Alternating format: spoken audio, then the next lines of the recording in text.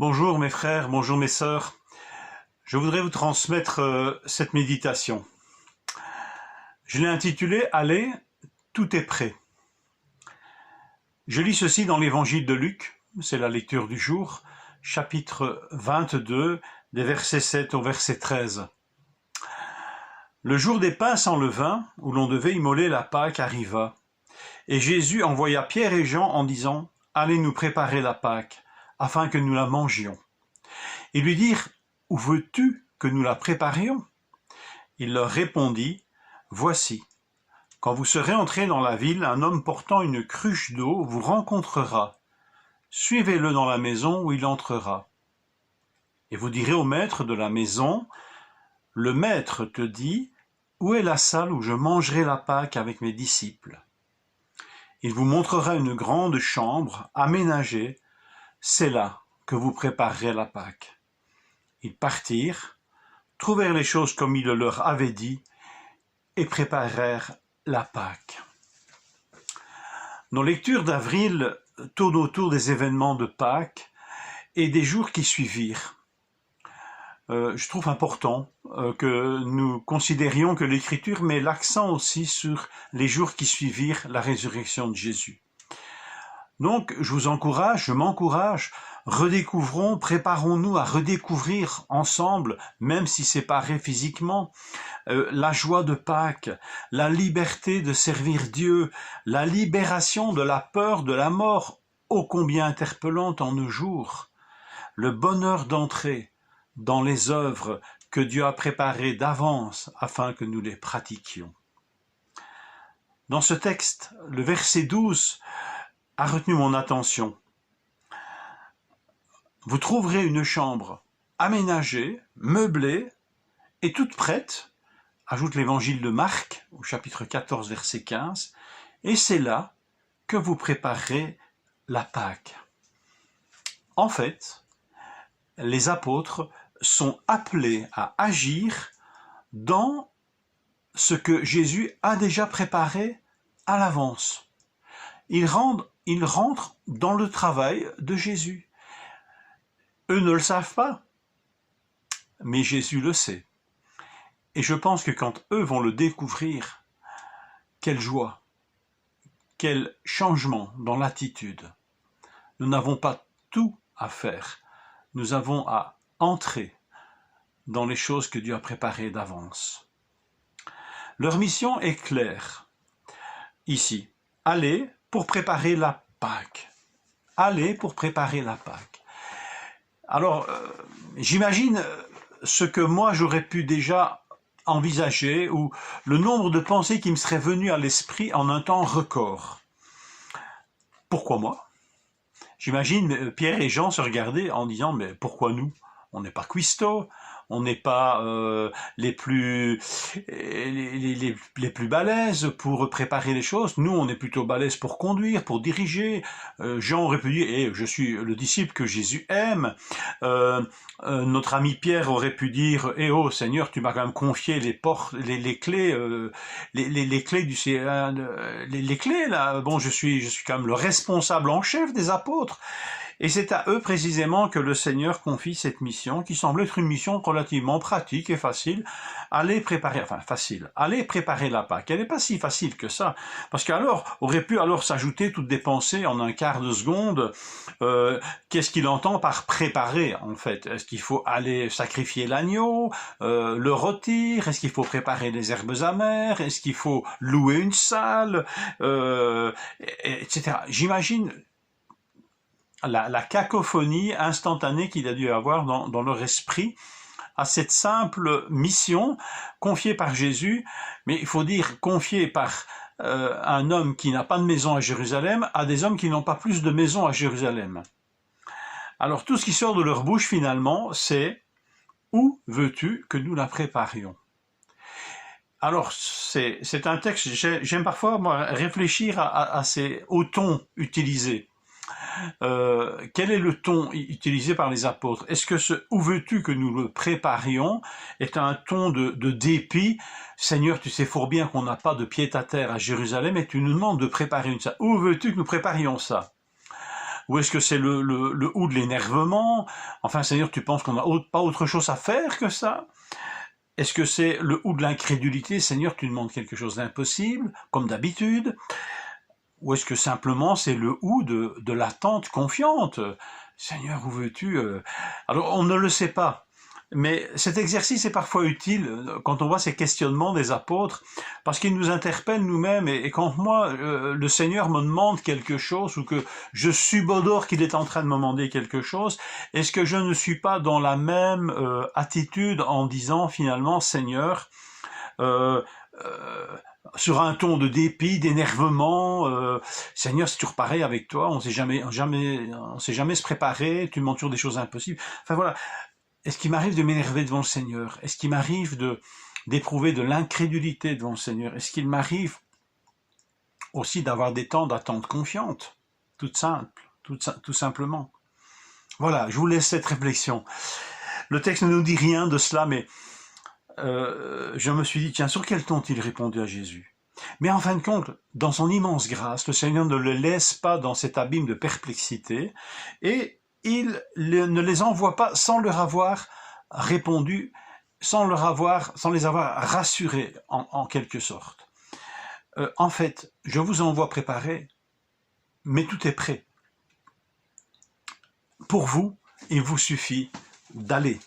Allez, enfin simplement, allez, déplacez-vous, parce que ça je ne le ferai pas à votre place, mais tout est prêt. Qu'est-ce qui est prêt en fait? Et le récit nous le dit.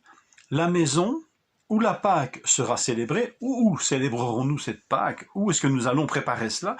Eh bien, le Seigneur leur répond, disant, cet endroit où nous allons célébrer cette Pâque vous sera désigné par un homme avec une cruche d'eau.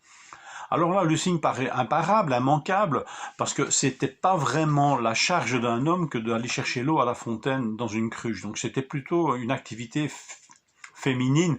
Excusez-moi mesdames pour ce moment un peu de machisme, mais c'était comme ça. Mais il y a aussi quelque chose d'intéressant, c'est que quelques-unes des bonnes traductions françaises apparemment rendent plus littéralement le texte. Et curieusement, c'est un homme, non pas vous rencontrerez un homme avec une cruche d'eau, mais un homme avec une cruche d'eau vous rencontrera. C'est la traduction que je vous ai lue, d'ailleurs la traduction de la Bible dite la colombe, mais il n'y a pas que cette traduction qui le rend ainsi. C'est l'homme qui les rencontrera, ce qui souligne encore plus le côté préparé à l'avance. Ne vous souciez pas de savoir qui vous montrera le chemin, il y a un homme avec une cruche d'eau, et si d'aventure il y en avait plusieurs avec une cruche d'eau, parce que ce jour-là il y a beaucoup d'hommes qui veulent faire plaisir à leurs femmes, eh bien de toute façon, le bon, il viendra vers vous. C'est préparé. Donc la maison sera désignée, c'est prêt. La maison, elle a un propriétaire, et ce propriétaire est prévenu.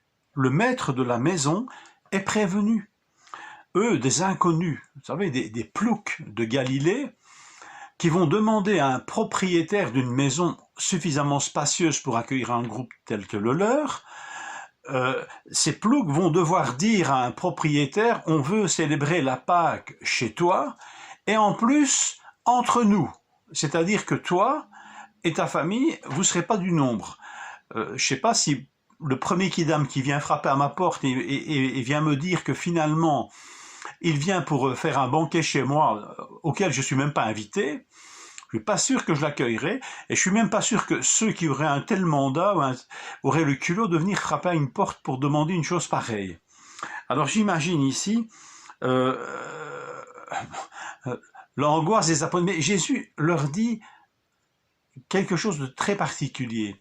En fait, c'est bon de s'attarder sur la formulation que Jésus a utilisée.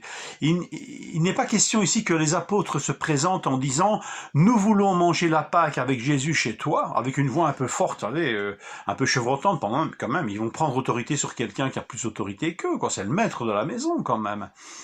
Et c'est parfois un peu cette idée, parfois qu'on donne de faire les choses au nom de Jésus, il faut hausser le ton, il faut un peu se gonfler les pectoraux et dire voilà, au nom de Jésus, nous voulons. Et ici, il est dit ceci, Jésus leur dit, le maître te dit, vous direz, le maître te dit, où est la salle où je mangerai la Pâque avec mes disciples. Ici, c'est l'autorité de Jésus qui est mise en avant, le maître te dit, le maître, on pourrait dire avec un grand M. Vous savez, le mot maître ici n'est pas le même que le mot maître pour désigner le maître de la maison. Le maître ici, c'est probablement aussi le maître de ce maître-là, le maître de la maître, le maître du maître de la maison, te dit, où est la salle où je mangerai la Pâque avec mes disciples? Alors la seule autorité des apôtres, c'est de se présenter au nom du Maître. Et nous avons là un bel enseignement sur ce que signifie faire ou demander quelque chose au nom de Jésus. Nous ne le faisons pas en haussant le ton, en nous mettant en avant et en utilisant la première personne du pluriel, nous ou je, la première personne du singulier. Non simplement le Seigneur Jésus me donne autorité, ou c'est le Seigneur qui nous le demande. Nous le faisons au nom de Jésus, pas en nous mettant au centre de cette formulation, mais en le mettant lui au centre, parce que lui seul a autorité, lui seul est le maître avec un grand M qui peut nous ouvrir ses portes.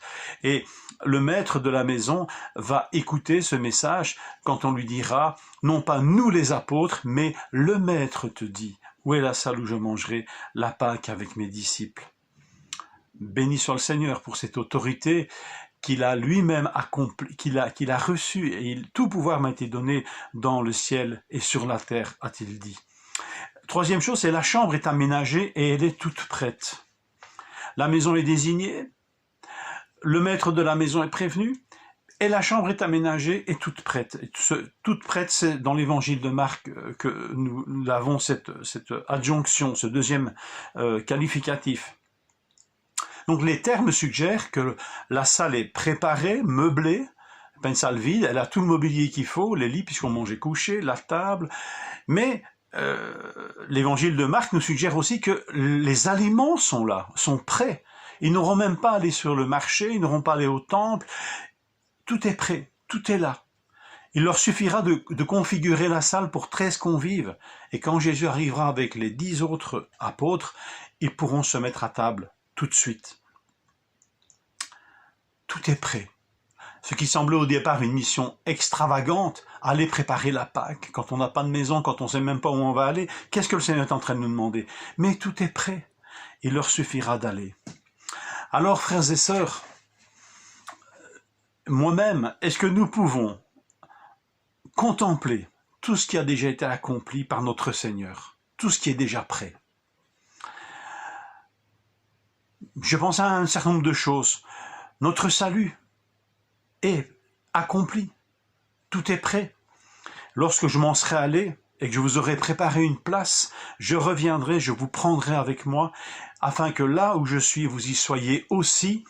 Vous savez que là où je vais, vous savez où je vais et vous en savez le chemin. Ce sont, dit l'apôtre Paul, ce sont ces choses dont il parle, si vous lisez en Corinthiens 2, c'est tout le plan de salut de Dieu, tout ce que la sagesse de Dieu a préparé à l'avance et qui ne tient pas qui n'est pas de la sagesse humaine, toutes ces choses, nous dit Paul, qui a mis notre salut en œuvre, tout ce qui a été accompli pour notre salut, Paul les résume par l'expression, ce sont des choses que Dieu a préparées pour ceux qui l'aiment. Alors, pour ma part, je peux encore penser dans les choses que Dieu a accomplies, à notre adoption. Nous sommes maintenant enfants de Dieu. Et ce que nous serons n'a pas encore été révélé, mais nous sommes maintenant enfants de Dieu. Nous sommes membres de la famille de Dieu. C'est accompli, c'est prêt. Nous sommes encore saints, c'est-à-dire mis à part. Nous sommes des saints, mis à part. Ça, c'est fait. Nous sommes marqués du sceau de l'Esprit. Nous sommes connus de Dieu, libérés du péché, libérés de l'esclavage de la loi, de la condamnation de la loi plutôt, libérés de l'accusateur des frères. Nous sommes invités à une table qui est prête. Nous sommes invités et nous sommes au bénéfice déjà de la vie éternelle. C'est accompli. Nous sommes citoyens des cieux. Nous sommes citoyens du royaume de Dieu. Et l'Épître aux Hébreux nous dit au chapitre 12, puisque nous recevons un royaume inébranlable, non pas nous recevrons, mais puisque nous recevons un royaume inébranlable, rendons donc un culte à Dieu qui lui soit agréable, un culte avec piété, avec respect. Alors, je vous invite à donner des suites à cette liste des choses déjà accomplies que vous avez déjà reçues et qui sont déjà accomplies, préparées par Jésus. Contemplez cette liste, ajoutez à ce que je viens de dire tout ce que le Seigneur a fait pour vous et ce qui est déjà fait et que vous n'avez plus à faire. Nourrissons notre adoration de ce qui est déjà prêt, de ce qui est déjà préparé. Alors, l'immense grâce qui nous sera accordée, c'est de pouvoir marcher dans ce qui est déjà préparé. C'est de pouvoir aller dans ce qui est déjà préparé. Allez préparer la Pâque, dit le Seigneur, qui a déjà tout préparé. Je joins ici, j'essaie de connecter deux textes avec un de ces textes qui nous dit d'aller, le texte bien connu de Matthieu 28, 19, « Allez, faites de toutes les nations des disciples ». Quel mandat encore plus redoutable que celui d'aller préparer la Pâque. Et pourtant, il y a peut-être quelque chose à joindre entre les deux. Nous sommes peut-être moins en train d'aller préparer la Pâque que d'aller annoncer la Pâque accomplie par Jésus-Christ. Et je joins ce texte de Matthieu 28, 19 à Éphésiens 2, 10, « Car nous sommes son ouvrage », n'est pas dit nous serons, nous sommes son ouvrage, nous avons été créés en Jésus-Christ pour des œuvres bonnes que Dieu a préparées d'avance afin que nous les pratiquions. Mesurez ici dans ce texte d'Éphésiens 2.10 tout ce qui est déjà accompli. Nous sommes son ouvrage, créé en Jésus-Christ pour des bonnes œuvres que Dieu a préparées d'avance afin que nous les pratiquions. Alors allons préparer la Pâque, allons annoncer la Pâque par nos vies transformées. Quelqu'un a dit « Vivez votre foi de manière à en parler ». Vivez votre foi de manière à pouvoir en parler. Nos vies transformées, meilleur message de cette Pâque qui a touché nos vies. Nous sommes des ressuscités. Nous ne sommes plus esclaves de cette peur de la mort. Dans ces temps qui courent, je crois que c'est quelque chose d'extraordinaire, un témoignage incroyable à rendre. La salle est prête, les rencontres sont préparées, l'autorité de notre Seigneur est établie. Seigneur, envoie-moi cette semaine, dans mon heure de sortie légitime, dans mes déplacements justifiés, envoie-moi peut-être vers ceux et celles que tu as préparés. Je fais un petit clin d'œil à Bernard, ici notre frère, qui cette semaine me disait qu'il avait prié un matin en disant « Seigneur, permets-moi de pouvoir parler de toi à quelqu'un aujourd'hui ». Et Bernard, qui doit faire tellement attention à sa santé, dans cette heure d'aération, si je puis dire, a vu le Seigneur l'exaucer, a eu l'occasion d'avoir une entrevue très profonde avec une dame, une voisine, avec qui il n'avait jamais parlé. Dans ces temps de confinement, c'est extraordinaire. Alors voilà, Seigneur, envoie-moi cette semaine dans mon heure de sortie, dans mes déplacements justifiés, envoie-moi vers ceux et celles que tu as préparés. Je vous laisse ce dernier verset que je trouve tellement encourageant. Jean 4, 38. « Je vous ai envoyé moissonner dans ce que vous n'avez pas travaillé. D'autres ont travaillé, et vous êtes entrés dans leur travail. » En fait, on peut dire que Pâques et les suites de Pâques, c'est cet extraordinaire privilège que nous avons reçu du Seigneur quand il nous dit d'aller. En fait, il nous dit « entrez dans mon travail, entrez dans ce que j'ai déjà accompli ». Mes frères et sœurs, que nous puissions découvrir cette joie d'entrer dans ces œuvres que Dieu a préparées d'avance pour que nous les pratiquions. Par avant, je vous souhaite déjà joyeuse Pâques et sachez que le culte du dimanche prochain, le culte du dimanche de Pâques, nous enregistrerons, Dieu voulant, avec les pasteurs de la pastorale namuroise, un culte spécial pour Pâques. Donc, je vous invite déjà par avance aussi pour dimanche prochain, et vous recevrez en son temps un lien pour suivre ce culte en direct. Que le Seigneur vous bénisse richement, qu'il vous permette d'aller sans crainte dans les œuvres qu'il a préparées d'avance, afin que vous les pratiquiez. Recevez mon affection fraternelle et mon aspiration à vous revoir bientôt. Que le Seigneur vous garde et vous bénisse. Amen.